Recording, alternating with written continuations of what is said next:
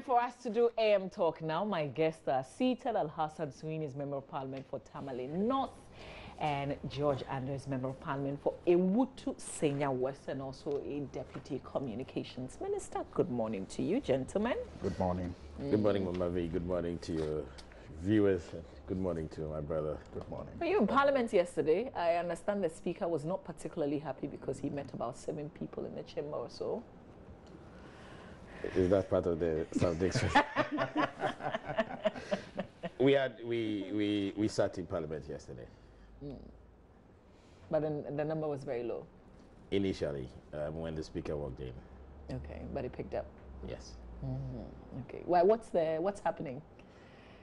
I think we've been sitting at 12 from 12, and from this week the sitting reverted to 10 o'clock. So I think some members didn't get their timings right, but I think it's going to be corrected. Okay.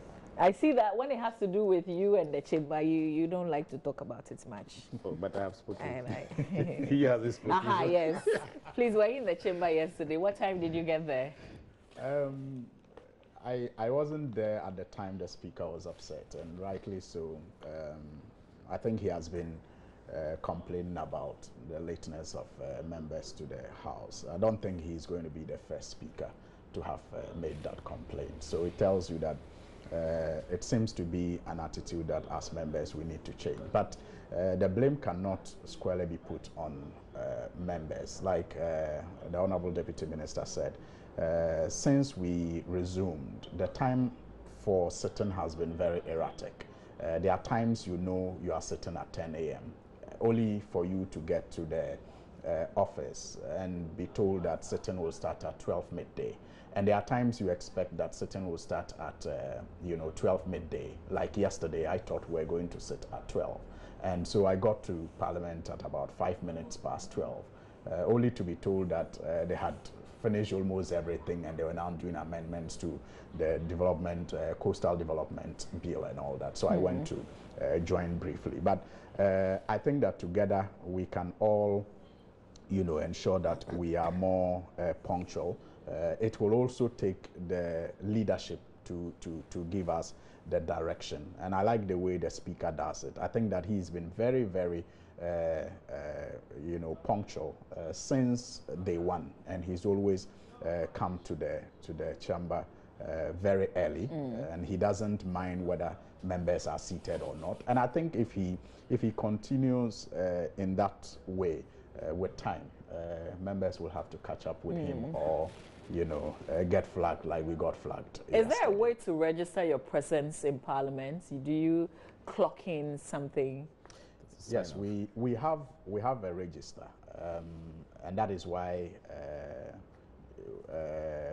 before every sitting, you usually go through what we call in normal terms the minutes of the previous day, where attendees are recorded. Those who were absent, those absent with a reason, will all be recorded. We have a place where when you arrive, that's the mails room, where you go and register that you have come. But it's not like some IT we have to get the system. IT thing. I don't know what it will change much. All right. I wanted us to start the conversations with our High Commissioner to South Africa, and I want to pull back the comments. He's been speaking as well. He spoke to our sister station in Shira FM in Kumasi. So first, the comments that he made. We will come back, and I'm interested in a certain article in the 1992 Constitution. I thought we'd take a little reflection on that as well. The job market is choked, and it is highly competitive. This government is doing its best to create job opportunities. And me, for instance, I told my people over there that my first meeting with them, I told them that it is because of MPP that I'm here. So MPP man is my priority.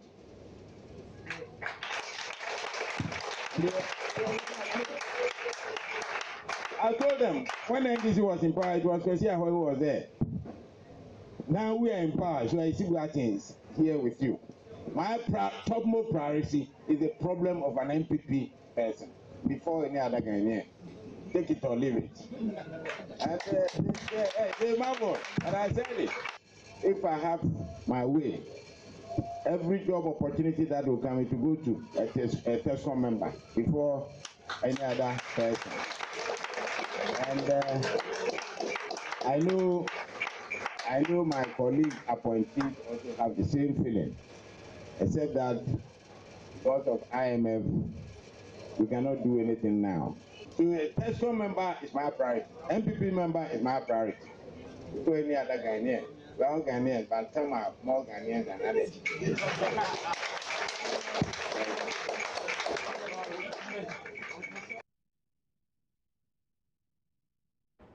That's Ghana's High Commissioner to South Africa, speaking to some members of the NPP in Kumasi. And these were his comments. We know that subsequently he's spoken on Ishura FM and he strongly defended these comments. Yesterday on Joy FM, the party's acting national chairman, the NPP's acting national chairman, also didn't see anything wrong with the comments. He says it's the interpretation that you decide to put to it.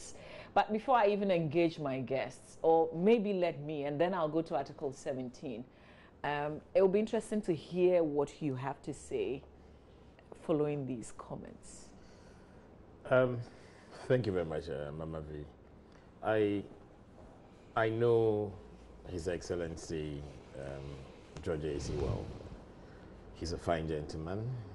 He's somebody that is well respected. I believe that we need to situate the comments that he passed within the right context. He was speaking to NPP youth at an NPP function.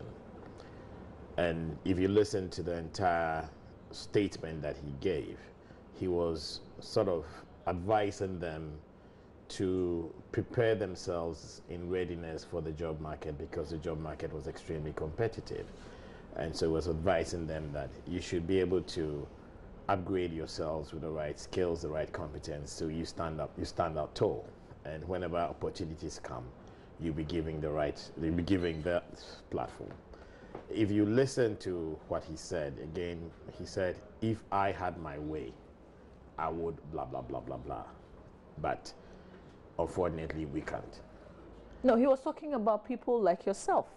He says my colleagues would have done the same, but for an IMF. If you listen to what he said. Oh, I've listened to it many times. Mama V. Yes, sir. Please. He said, if I had my way. Unless you are telling me that he didn't say that. Can we play that again? Should we bet? Should we take a bet?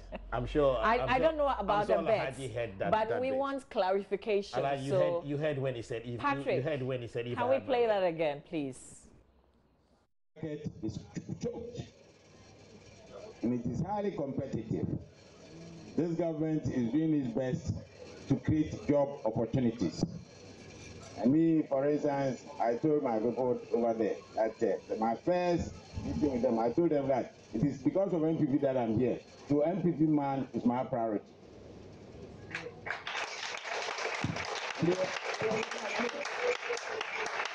I told them when NDC was in power, it was Kwesi who was there. Now we are in power, so I see what things here with you.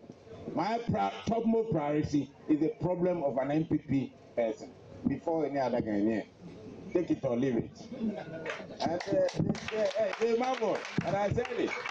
If I have my way, every job opportunity that will come, it will go to a TESCOM member before any other person. And it's clear that he No, I am clear what I heard. Would you allow me to make my point? Yes. Okay. I will, but I thought it was because we didn't agree on this. Well, you don't know what is in my head. Okay, please go ahead. He said if he had his way, certain things would have happened.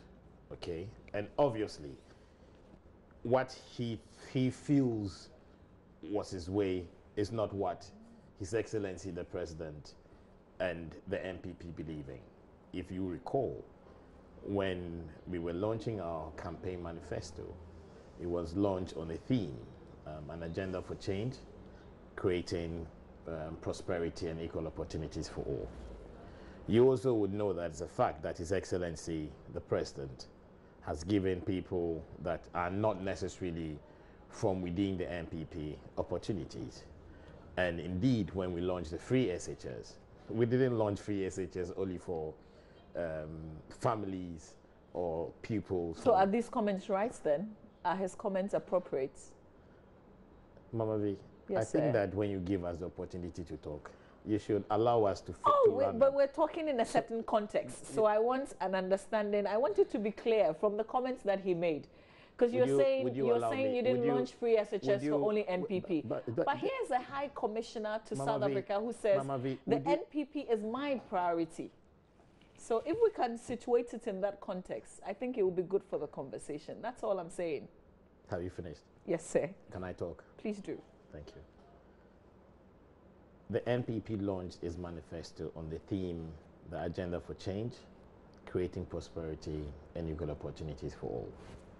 And so I personally believe that the comments that he passed could have been avoided. It's created unnecessary commentary. It's created a situation where we have to come and defend something that is not what His Excellency the President believes in.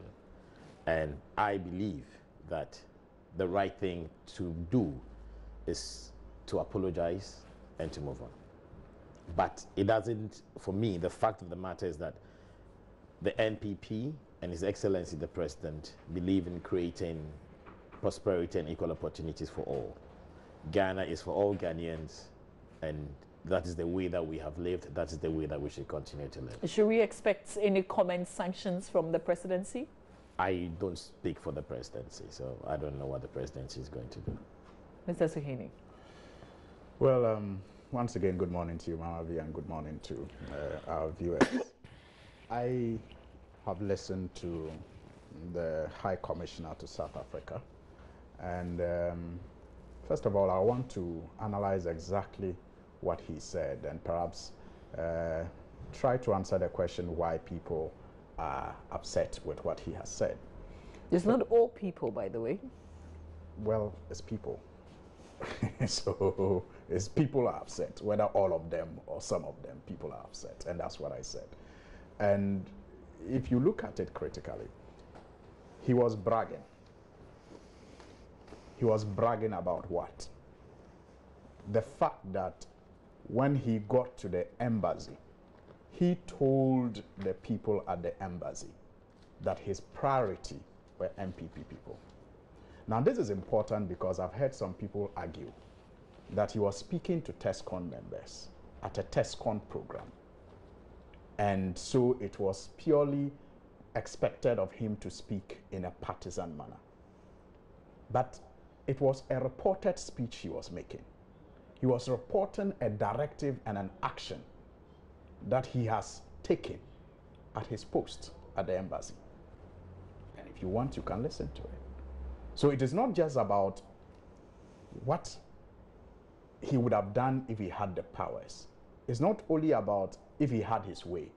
It is actually reporting what he has told the staff at the South African embassy, that his priority are NPP people. And that's what he said.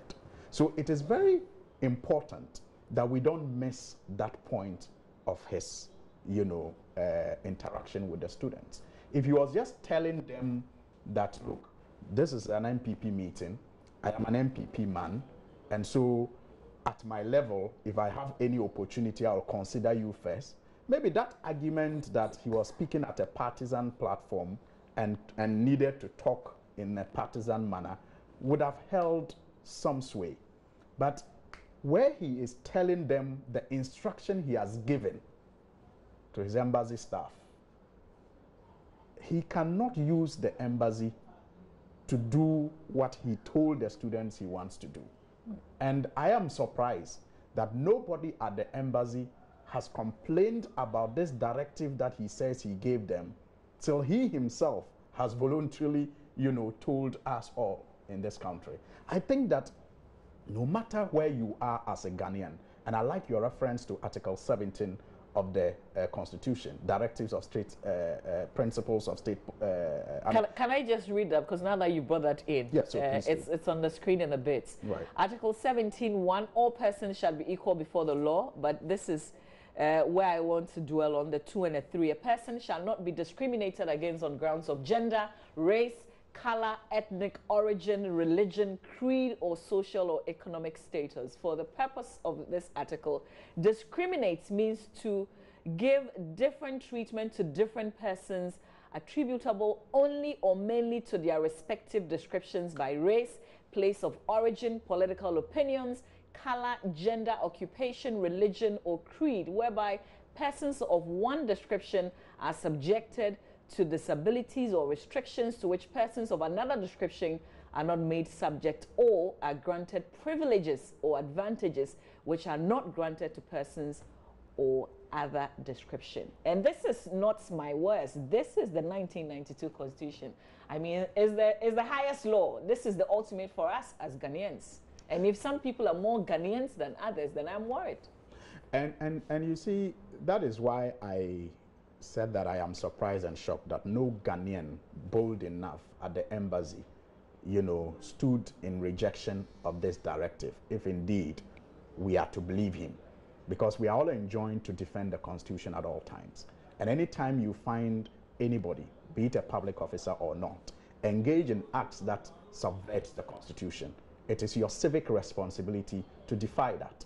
Maybe our founder would call it positive defiance. And I agree with him that it should be encouraged. So we had nobody standing up to him at the embassy, but he is bold enough to tell us that that's a directive he has given at the embassy. But so be really, careful. the other thing too is, not to cut you, isn't this real? Is it not just, you know, like reality? Maybe he's just saying it in the public.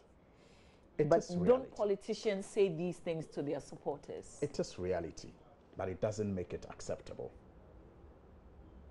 It is reality, but it doesn't make it acceptable. And so you will expect people who are given the kind of responsibility that he has to know better. That even if it is reality, it is not to be gloated about. And why is it reality? It is reality because he says, in his own words, that he knows that his colleagues will do the same thing. And yes, that is what takes me to my next leg of the discussion. Why are people upset? Is it because he has said it? That is why we are upset. Have we not been seeing it, especially since January? Is it just January, or this is something that's been with us? I said especially since January. Have we not been seeing it? Mama V, have we not been seeing it? In what forms? In February, the minority held a press conference, and we talked about the number of workers who have been dismissed, who have been sacked from their workplaces just because they had one association or the other with other political parties other than the NPP. That's not new, is it? It is taken to another level. And if you want, we can go into the discussion of what happened in year 2001 and what happened in year 2009. We can go and you will see that, and I say that, look, forgive me, maybe you will think I am biased, but yes, I have to be. But it's also true, because I believe so, that the NPP seem to always set the bad standard in government. And it becomes very difficult for a party taking over from them to do otherwise, no matter how much the party tries. Because, like I said, in 2001 was when we began hearing proceed on leave. We all know the kind of people Jerry John Rawlings under the NDC worked with. It didn't matter in most cases where they came from. The Dr. Reku Robes, I mean, the people who were at Cocobot, I can't immediately recall the name. I mean, almost everybody was in the Rawlings regime, and they knew sometimes their political affiliations. Dr. Frimpong Boateng and others were given very key roles. Then the MPP came, and we began hearing proceed on leave. At that time, it was at the level of CEOs, you know, maybe directors. When Professor Mills came, he had to fight with his own party not to go that way. And we are all witnesses to it.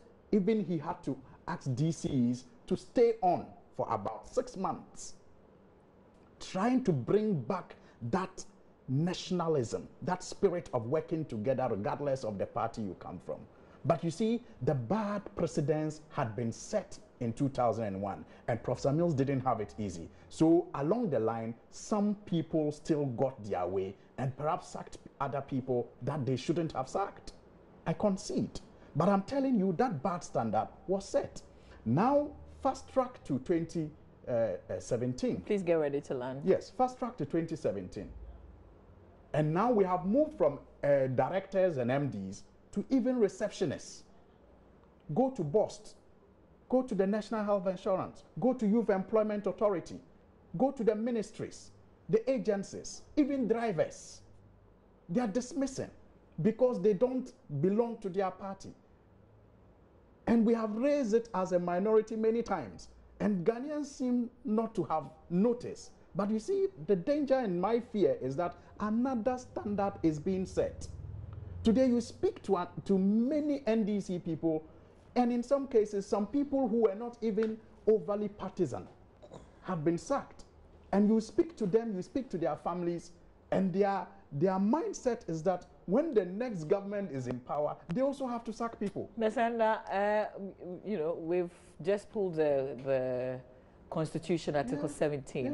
Reflecting on that, is there anything you want to share with us? Well, I think my initial comments were clear. It was inconsistent. It's consistent with what the Constitution is saying. It's consistent with what I believe His Excellency the President and the party have said to Ghanaians and what His Excellency has demonstrated. It's unfortunate that we will decide to play politics with something like this. And for me, I'll not go down the line of equalizing or horse trading. But we all know in Ghana what each political party has done. Again, it's unfortunate that we would tend to suggest that His Excellency the High Commissioner has issued orders to his embassy staff in South Africa. I didn't interrupt when you were talking, please. To his embassy staff in South Africa.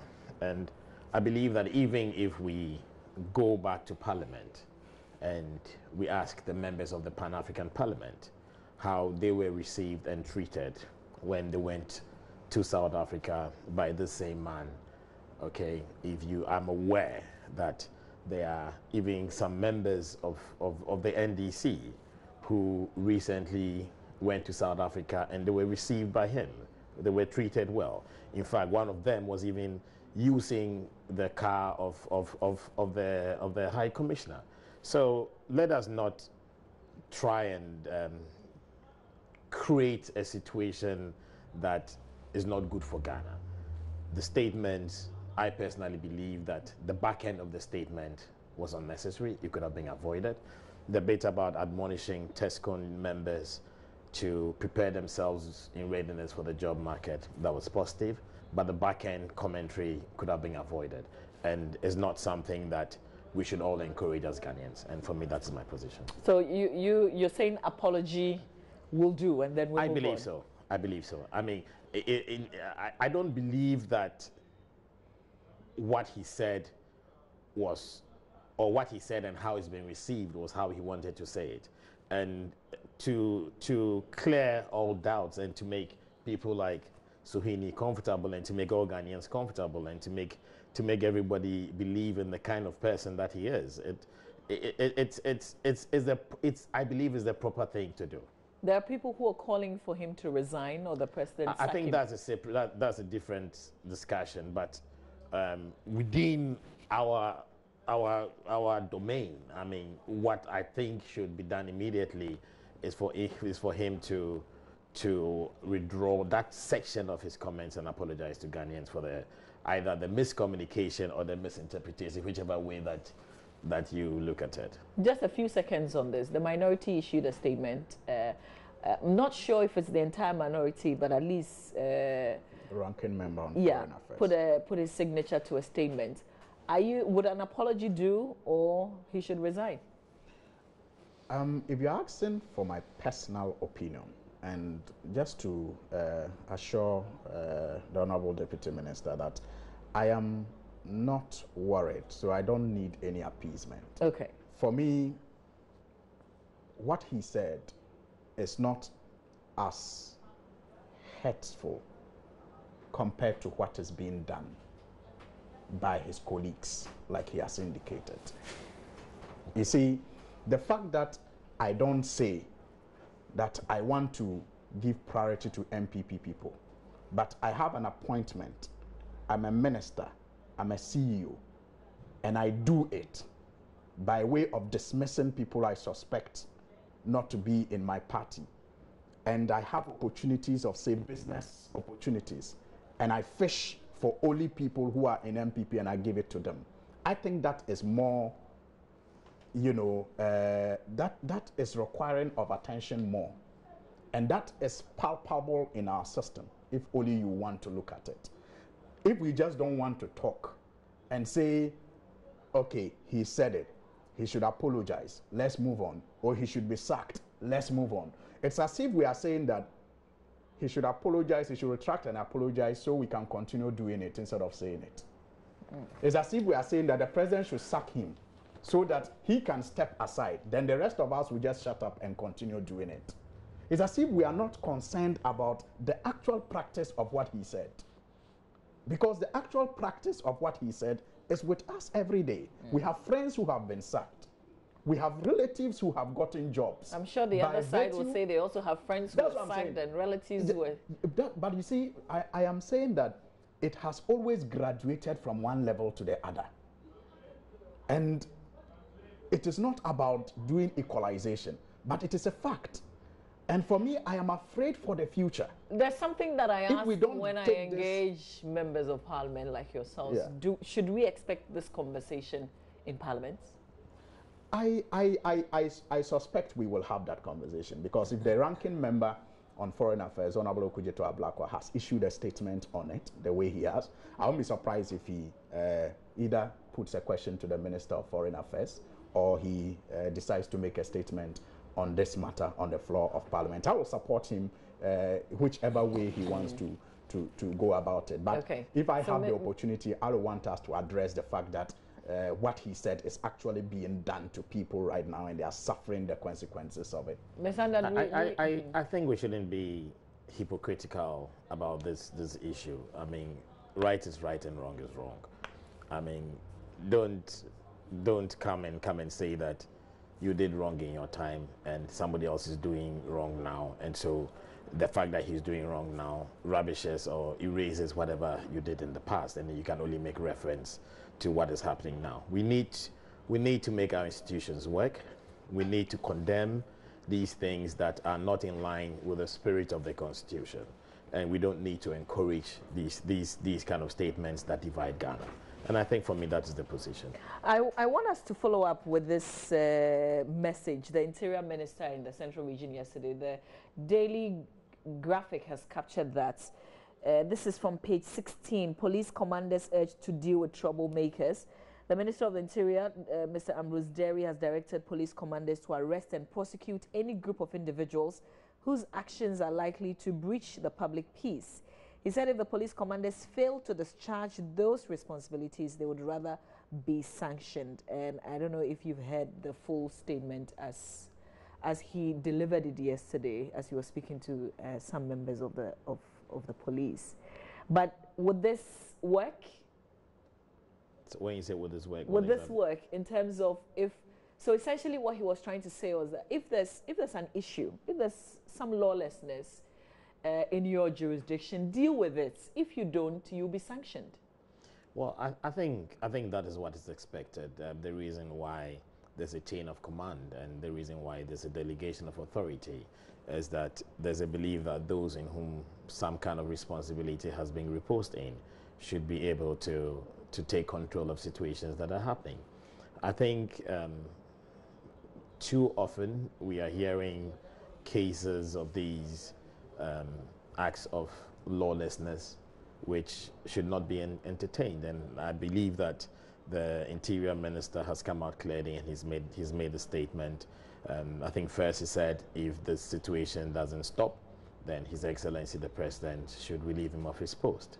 I believe that His Excellency the President has consistently told the security forces to go about their duties without fear or favor. But do we also appreciate their challenges? Because we've heard that some people have had to be transferred to places as punishment because they decided to do the right thing. I think that we should encourage our security agencies to do the right thing. In the unlikely event that somebody is going to be punished for doing the right thing, we can discuss it. But I don't think that we should be making excuses for the right thing not being done because there's some perception that people will be punished for doing the right thing. Okay, I am of the view that the IGP, who's a fine gentleman and who has done a lot for the police, should actually put his foot down and take action on these cases of lawlessness that are happening. I believe that you've heard in the news that one of the cases of lawlessness, the NADMO issue, what was reported was not actually what happened, and that it was like a seemingly staged act which was misreported in the media. And is when the police get into these matters and do the proper investigations that whoever it is that was involved can be brought to book. And so I think that we should empower the police like the Minister of Interior has said, has directed, and the police should go about and do their work. We need for them to do their work. Mr. Suini, are you hopeful that we would see some kind of change and sanctions? I think that I have followed discussions on this vigilantism for some time now, and I am of the view that we are not, as a people who engage in these discussions, being very fair to the police service. How is that? I think the police service have tried at least to do their best. They can always do better, no doubt about that. But in relation to the matter of dealing with people who, by virtue of the fact that their party is in power and they are being encouraged by senior members to engage in the acts that they are engaging in, I don't think that, let me put it this way. We know, for example, that some of the leading members of the party have sanctioned these things, and they have spoken in defense of these acts over the period, especially since January. I mean, from the acting chairman to Nana Obiri to members of parliament to the Ashanti regional chairman, they have all spoken in defense of these acts and have not just spoken. In fact, they have actually engaged them and in some cases facilitated their release, you know, anytime the police have tried to do their work. And that is where I feel we are not being fair to the police, because we know that they have tried. For example, I'll use two cases to illustrate my point. The Delta Force case in Ashanti region. You have two cases involving the Delta Forces. The first case had to do with their attack on the regional security coordinator. The second one had to do with their brazen, you know, attack on the court systems when they broke into the court, manhandled the judge, and tried to free their colleagues. So you had 8 of them engaged in that act. That 8 were arrested. The police did the arrest. The police did the investigation. The police preferred charges against them. And that is where the work of the police ends.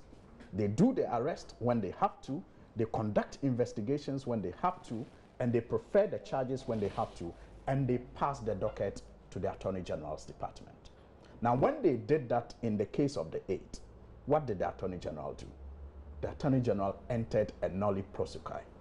And up till today, we don't know the fate of that case. And the 8 are walking about. Now, what it tells you, that perhaps the life of the police officers who arrested these 8 and conducted the investigation and preferred charges against them to be prosecuted may be at risk. Because those 8 people may not be happy with the police who did that work. But who has the authority to enter the nolle prosequi, not to continue with prosecution, is the Attorney General. And the Attorney General is the appointee of His Excellency the President. And the police know that their jobs are at risk if they do what they have to do and the Attorney General is not satisfied with it and decides not to prosecute. That's the first example. The second example is the case involving the 13 Delta Force members who manhandled the security coordinator, pushed him down the stairs, and the videos are on YouTube. We all have seen what they did. The police, again, mind you, did the arrest, did the investigation, preferred the correct charges, preventing a public officer from carrying out his duties, manhandling a public officer, etc., etc. What did the Attorney General do again? How do you blame the Attorney General again when the person himself didn't want to go through, you know, with the rest of the prosecution? I'll come there. You are mixing the two. You just reminded me of a third example I'll give you. The police officer who didn't want to continue with the prosecution, the officer who didn't want to continue, it's a police officer at the Flagstaff House. That's even a separate case. But the gentleman, this gentleman you're talking about, the one at the Regional Security Council, the video you're making reference to, my understanding is he wasn't interested in carrying through. Well, there were several legs of that case. You had the issue of they even breaking into a security zone, a public area. Okay, so what's the criminal point? Act. So the point I'm making is that in that case again, the police did their work. They finished the investigation. They submitted their report. So for you, the police is doing a fantastic job. They submitted the report. The Attorney General changed it to rioting. The Attorney General changed the very good investigative piece of work. How do you know they collected enough evidence? Because that's not the job of the AG. You must make sure you have a solid case. Fantastic. So they can go ahead and prosecute. Mama V, when the AG is not satisfied with a docket, he refers it back to the police to carry out a good job. That's what happens.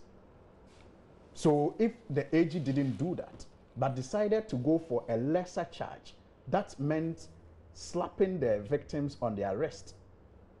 And we have actually one of the victims, in fact, the leaders of the victims, telling us that on their way to court, they knew the judgment. And so they went with money in their back pockets. And when they were sentenced, they all brought their money out and paid and walked away.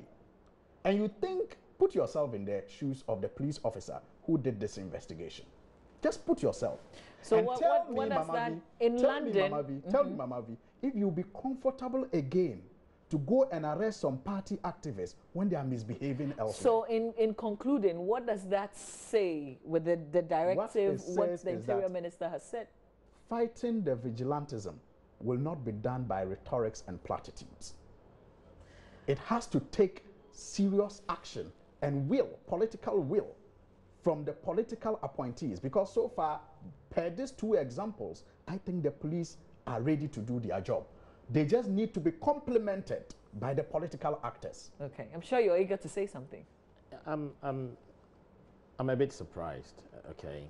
And again, I repeat my position that what is right, and what is wrong is wrong.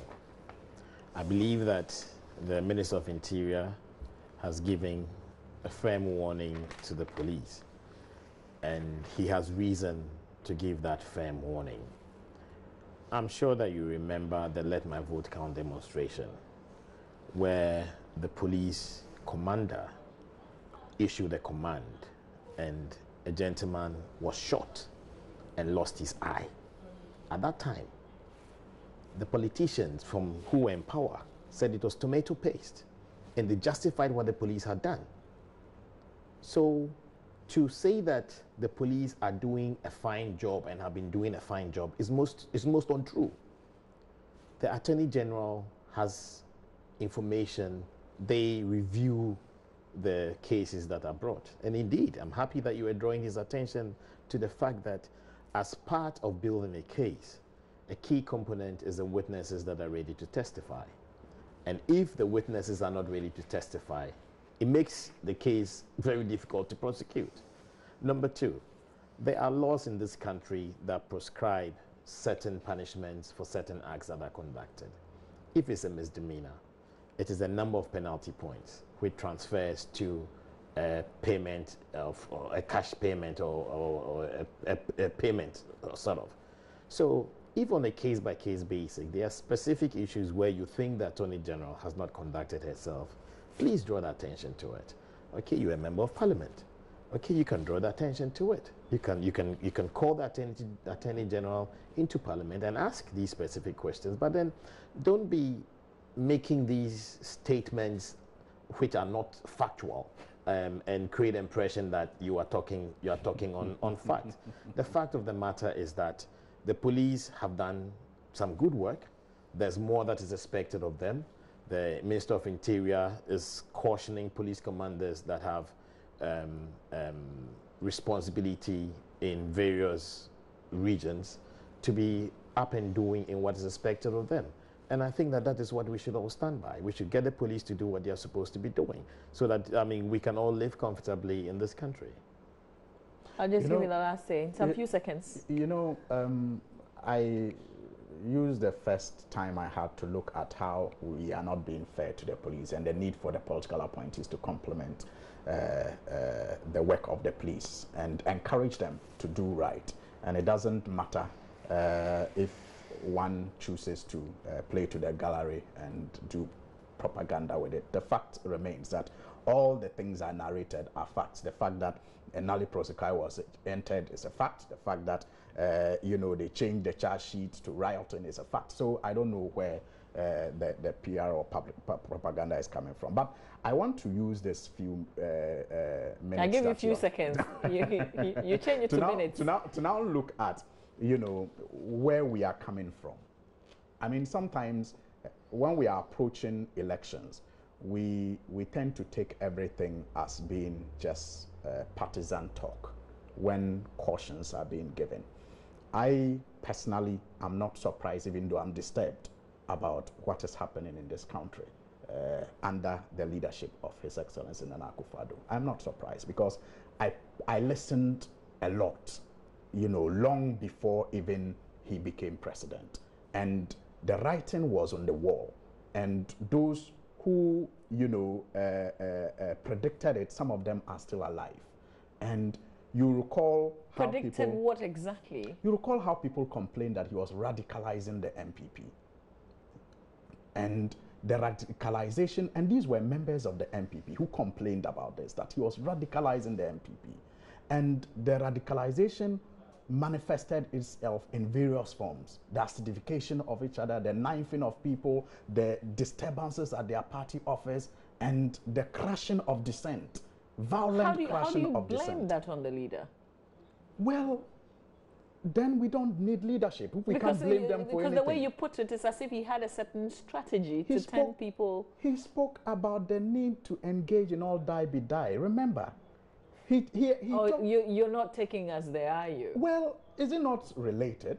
Is it not something that we've moved on from? No. You know, there have been various conversations Mami, that's the danger. We just didn't have that discussion for having a discussion's sake. We had that discussion because we were cautioning that such discussions, I mean, such talks could lead to what is happening today. So in dealing with what is happening today, it is not fair to just say that that is in the past. It is important to recall if indeed there was reason in why people said that those things could bring us to where we are today. So we're here as a result of that? Partly as a result of that. Because you see, remember the assault of pillars, the assaulting the powers of pillars.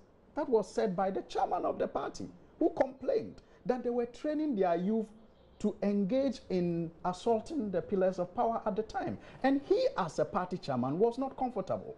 Now, how many powers of pillars have they assaulted so far? From the Flagstaff House, which is a security zone, to the Regional Security Coordinating Council. And guess what? I mean, anytime the president speaks, he gets defied by the people. After his swearing in, when he talked about how they were going to crush them, the following day, the youth of Tamale stormed the Tamale Teaching Hospital, forcefully removed the CEO, and installed their new CEO. You know, he went to Ashanti region. Immediately he assured the I want us Ashanti to move Guinea. on. I want us to move on. Because you are not happy with it? How is that?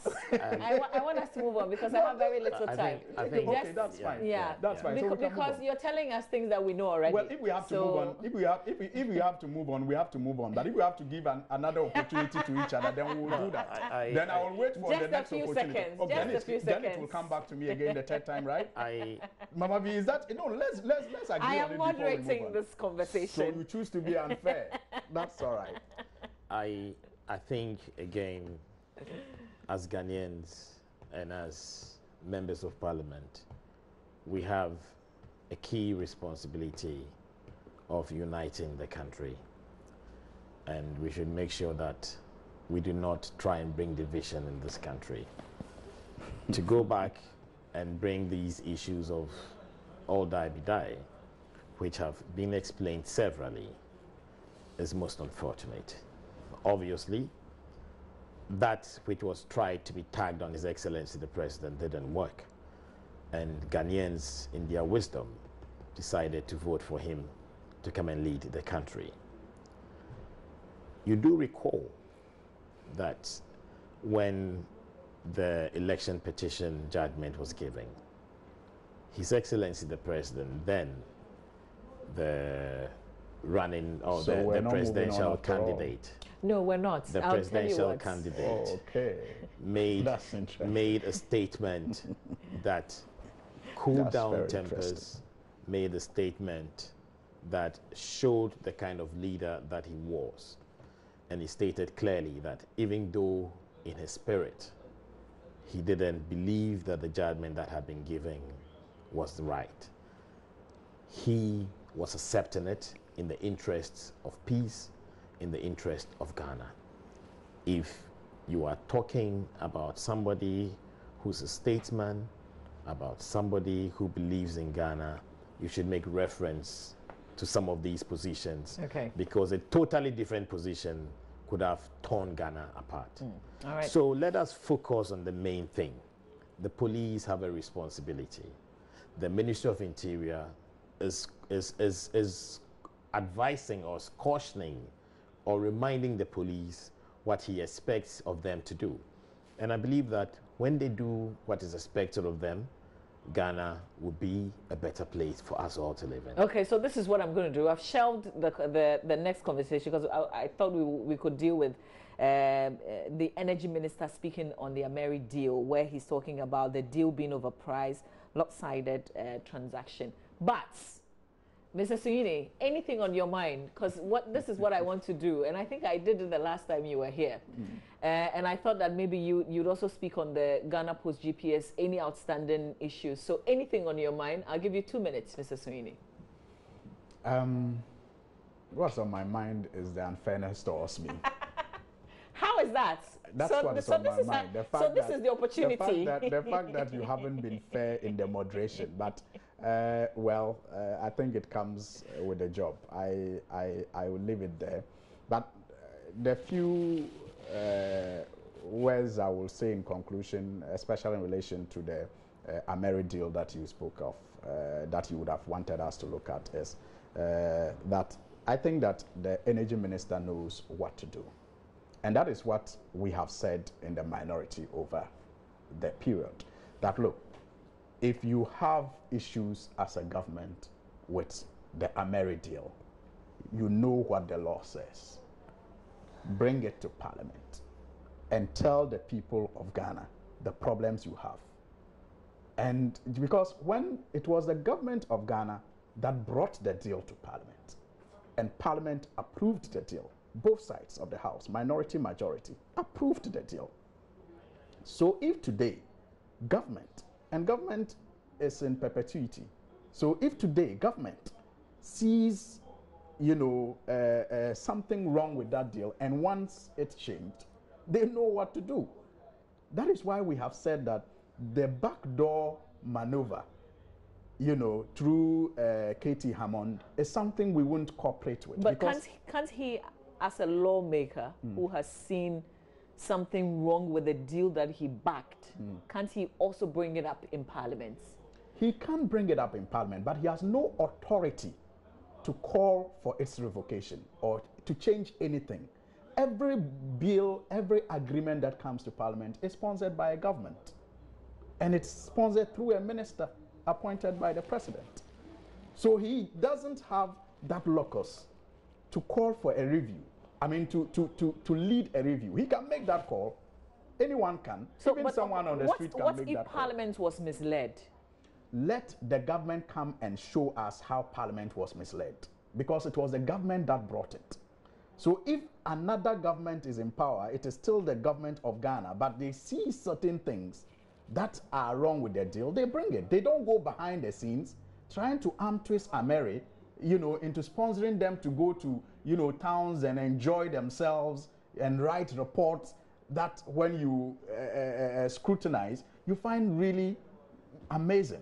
And we know what some of them have done, trying to extort monies from Ameri and others. That is not... Some of the members of the committee try to extort money from Ameri? Well, those are the things. Why do you think these things are happening? I mean, we know people who have presented themselves as negotiators on behalf of Ameri. So which of the members? You see, if you put your ears to the ground, you look at the members, some of them who were sponsored to Dubai and others. Didn't they tell you how much Ameri gave them? Didn't they tell you that Ameri sponsored the whole committee that was supposed to review the deal? Didn't they tell you? Philibadison and others, didn't they say that they were sponsored? But wasn't it voluntary? I mean, I'm going to investigate you. I mean, you are coming to investigate me. And I have to make sure that, you know, I give you all the luxuries but I thought that they made it clear that it wasn't an investigation. Well, from the beginning. No, but... It was a fact-finding mission. Well, but what is an investigation? It's just semantics. What's an investigation and what is a fact-finding mission? I don't get it. When you're investigating, are you not finding facts? What's that? So let's just say what it is. They went to investigate the deal.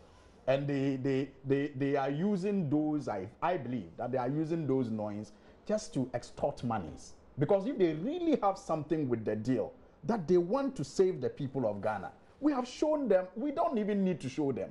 They know what to do. Let them bring it to Parliament and then stop the propaganda. You use it as propaganda to win power. You got some people hoodwinked and they believe that there was something in the soup. Now you have the opportunity to do the do and you are still just playing to the gallery, doing propaganda. Bring it and pass through the right procedure if you really believe you have something. And stop the propaganda. It's as simple as that. Thank you very much. How much time do I have? 2 minutes. It's 5 minutes that you gave him. No, really? I didn't. Please, it's 5 minutes that you gave him. I didn't. Let us be fair. I didn't. Please, let's do 2 minutes. I can't do 2 minutes. My time is up in 3 minutes. You said 2 minutes. You gave him 5 minutes. Let's be fair. Okay. Now on the issue of Ameri, I think that my colleague knows very well that Parliament hasn't got any locus to reverse a contract that has been consummated. It is only a court of competent jurisdiction that can revoke that. And so there's nothing about government coming to Parliament. I mean, a member of Parliament has said that there's new information that has come to him, and in light of this new information, he wants certain things to be clarified. And I believe that it is within the right of Parliament to do that, but Parliament cannot revoke the contract. And the government has confirmed over and over again that they intend going to court. Okay, and then the facts are being put together for them to go to court, for the government to go to court. So just to clarify that bit. Now on Ghana Post GPS, it's clear that we are in an economy which is not formalized.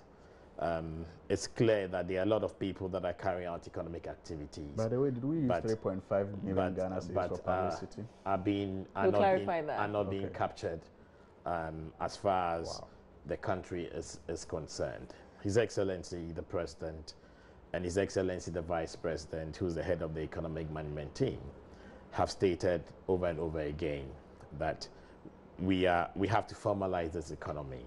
And in formalizing this economy, the key thing is that we go digital. There are 3 key pillars that need to be put in place for us to have a digital economy. The first being the national ID card system, a robust national ID card system that can identify all Ghanaians and residents in Ghana. That's the Ghana card which has been launched. The second thing is having a digital addressing system where all Ghanaians or residents in Ghana can be able to identify their business and or residential addresses for them to be able to, one, obtain a national ID card, to be able to obtain good service from the utility companies, be able to access good service from the emergency services, and for them to also be able to participate in the financial activities of this country, being opening bank accounts, being accessing services from the banks, being paying their taxes. So there's a lot of work that was done as far as street naming was concerned. However, this is not digital, and this is not in line with the digital economy that the government is looking at creating. To be able to obtain a digital address, what we're saying is that just get a smart device on iOS or Android or Windows, stand at the gate or at the door of your property, download the Ghana Post GPS application, enter your name, enter a phone number, you receive a 4-digit PIN, and then you complete your... That is for the online version. There's an offline version where there's a team that is going around door to door together with the National Commission for Civic Education that are helping people who don't have access to smartphones or who don't have access to broadband to be able to obtain their addresses. And there's also the SMS and USSD one that is being developed, which will be deployed within We have a to week. wrap up. However, The 3.5. this went through an entire procurement process. The request for proposals was advertised in the dailies. 26 companies showed interest. 6 companies were shortlisted. They went through a technical evaluation. The lowest evaluated bid, or the best evaluated bid, was Vodacom. Vodacom. So that's what we're going with now, right? That is what. That's the is company Vodacom, we're working with. Is Vodacom How much? Can we talk about the cost just before we wrap up? Because we're asking a question about the publicity. 3.5. 3.5 million Ghana for publicity. The total cost of this solution was $2.5 million at that time when it was signed, and the cedi equivalent was about 9.9 million Ghana cedis. Out of this 9.9 million Ghana cedis, there's a 17.5% VAT that goes back to government.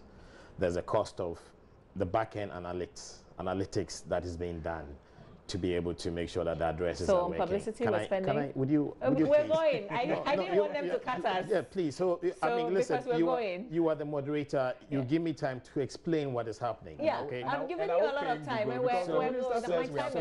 My time is up. I don't really know. So the 2.5 includes the cost of the servers. It includes the cost of the firewalls. It includes the cost of the license fees. It includes the cost of Google for the mapping, the navigation aspect of the Ghana Post GPS. Okay, it includes the marketing activities, which includes the teaser campaign, the 12 months. Have we broken these costs down? Is there a specific cost to the campaign, for instance? Of course there is. Cost to Google? I think Google we had 400,000. Yes, 400,000 CDs. The Google service is paid yearly. Okay. However, the minister said it's not paid. So the minister never said that. The minister. Please go ahead. What Otherwise, you read we'll get online doesn't mean that that's what the minister said. Okay, so it's the minister, the developer, and the MD and myself have been consistent in saying that there's close to $400,000 license fee a year. However, I'm sure that you know yourself that Google Maps even don't have some of the streets updated, okay? And there's an interministerial committee that is working on harmonizing the proper mapping solution with the streets, with the street name. So there's absolutely no reason for Google services to be used in the subsequent years. It's 3.5 for publicity?